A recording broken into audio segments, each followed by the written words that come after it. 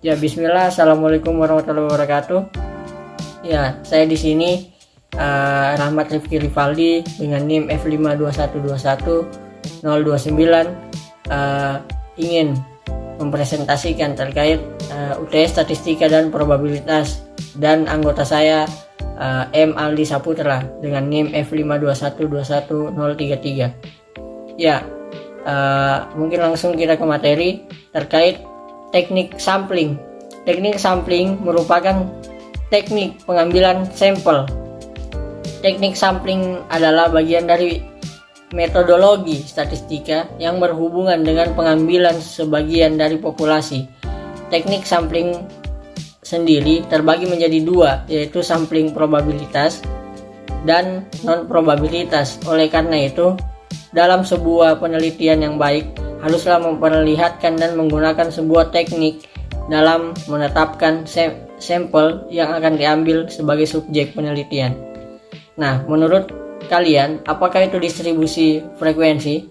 Nah, di sini distribusi frekuensi menurut kami adalah susunan data menurut kelas-kelas, interval tertentu, atau menurut kategori tertentu dalam sebuah daftar yang dihubungkan dengan masing-masing frekuensinya, sehingga memberikan keterangan atau gambar sederhana dan sistematis dari kumpulan suatu dan tujuan dari distribusi frekuensi adalah membuat data menjadi informatif dan mudah dipahami.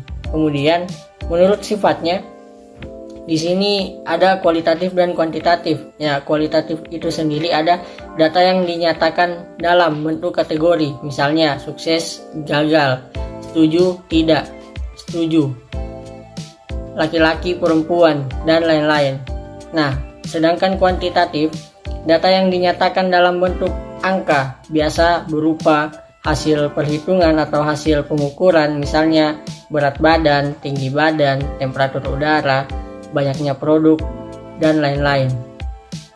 Nah, menurut sumbernya, internal dapat diperoleh atau bersumber dari dalam suatu instansi atau lembaga organisasi itu sendiri.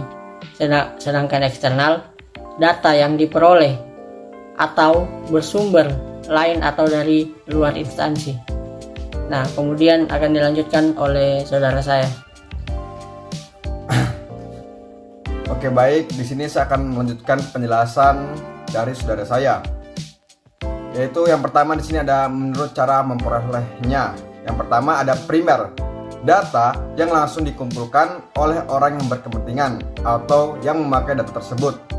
Data yang diperoleh melalui wawancara ataupun kuesioner. Yang kedua ada sekunder, yaitu data yang tidak secara langsung dikumpulkan oleh orang yang berkepentingan dengan data tersebut. Misalnya, data yang diperoleh dari laporan tahunan. Ya, untuk selanjutnya di sini ada menurut waktu pengumpulannya. Yang pertama ada time series, yaitu data yang dikumpulkan dari waktu ke waktu untuk menggambarkan suatu perkembangan atau kecenderungan keadaan atau peristiwa ataupun kegiatan, di mana jarak atau interval dari waktu ke waktu lama. Yang kedua, di sini ada cross section, yaitu data yang dikumpulkan dari waktu ke waktu untuk menggambarkan perkembangan suatu kegiatan, misalnya perkembangan produksi, harga, aset penjualan, jumlah personil, penduduk, jumlah kecelakaan, jumlah kejahatan, jumlah peserta KB, dan lain sebagainya. Untuk selanjutnya di sini ada jelaskan konsep dasar statistika dan probabilitas.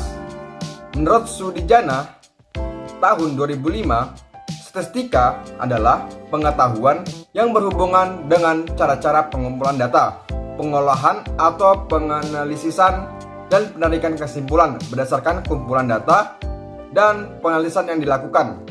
Sedangkan menurut Dr. Andes Budijono atau pada tahun 2014, statistika adalah pengetahuan yang berkaitan dengan metode, teknik, atau cara untuk pengumpulan data, mengelola data, menyajikan data, menganalisis data, dan menarik kesimpulan atau menginterpretasikan data. Dengan demikian, Jelas bahwa statistika adalah ilmu pengetahuan yang mempelajari metode yang paling efisien. Apa itu statistik, anjing? Oke, selanjutnya di sini ada jelaskan apa statistika dan apa itu skala pengukuran. Yang pertama itu statistika, merupakan sebuah ilmu yang mempelajari bagaimana cara merencanakan, mengumpulkan, menganalisis, lalu menginterpretasikan, dan akhirnya memprestasikan data. Singkatnya, statistika adalah ilmu yang bersangkutan dengan suatu data.